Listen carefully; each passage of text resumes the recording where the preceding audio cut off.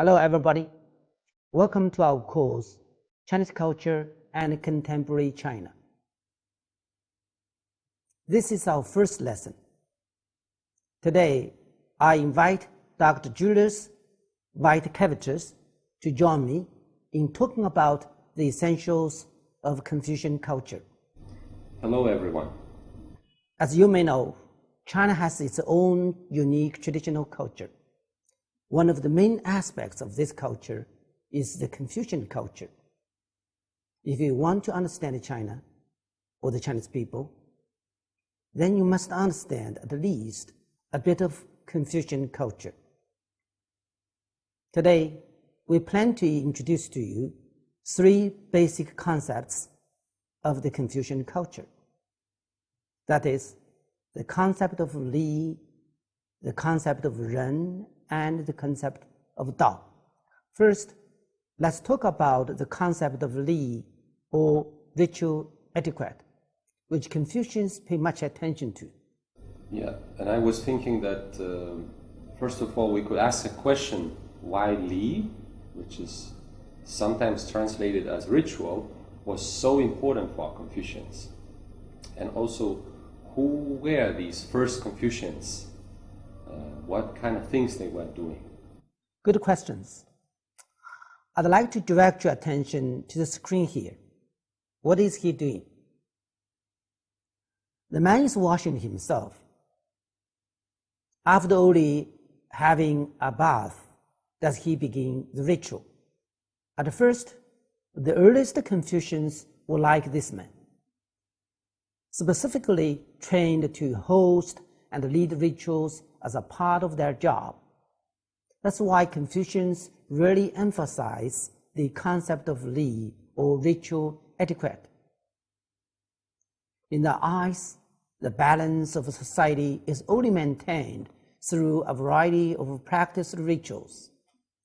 As you can see, the scope for rituals is fairly large, ranging anywhere from national level systems, standards, and law to the rituals between people. These are all considered Li. So you can see that Li is really just a set of social rituals. Yes, simply speaking, we could say that Li is a set of social rules. And in the eyes of the Confucians, we could say that Li was just a way by which a person used his appropriate role and status to deal with others. So if you take any person, first of all, as a rule, this person is a son in the presence of his father, and he needs to observe certain duties in regards to his father as a son. But in the presence of his own son, he's a father, and now his duties change accordingly. He has to behave as a father.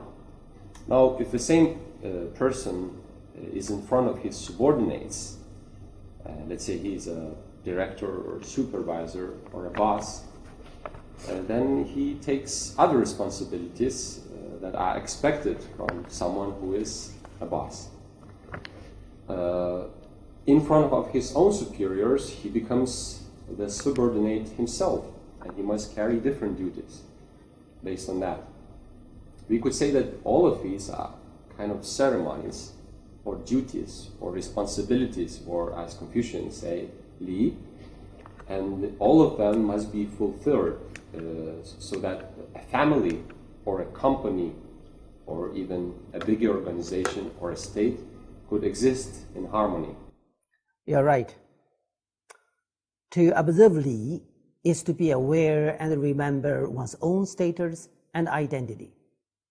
It means to perform and complete all the responsibilities expected of you, to take on your duties, not to do what you are supposed you should not be doing.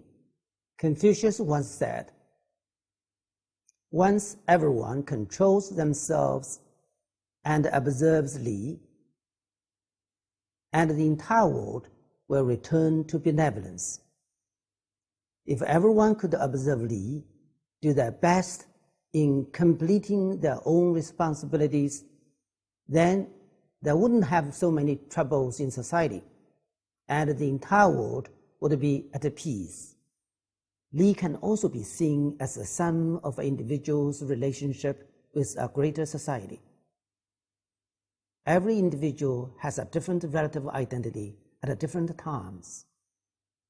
Everyone must use the most appropriate identity in each situation and follow through on what they must do in that identity. In this way, society can maintain its proper balance and work towards peaceful development. Ritual is like what we understand in the West as a law, in terms that it is something external. It's like a set of rules that bind people, but these rules are external. It's not something that comes from inside.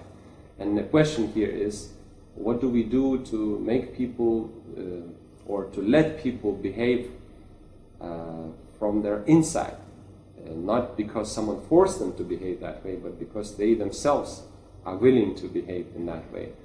And Confucian answer to this is that they use the concept of zhen, benevolence, that is supposedly inside of us. So they have this whole idea of education of zhen, how to educate people that they would be willing to behave appropriately and nicely because they want so, not because they are forced to. So next we are going to discuss a bit about this concept of zhen.